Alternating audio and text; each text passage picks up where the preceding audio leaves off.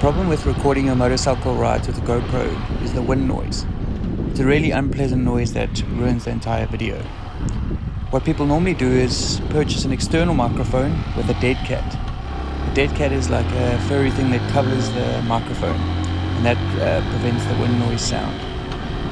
What you can also get, which I've seen on takealot.com, is a foam cover that covers the entire GoPro and does the same thing. I told my wife about it and I said I wanted to purchase it, and she said before I purchased it she would like to give it a shot at making one herself. So this is what she did. We recently bought a new vacuum cleaner which has a wet dry function. This vacuum cleaner comes with a wet foam filter.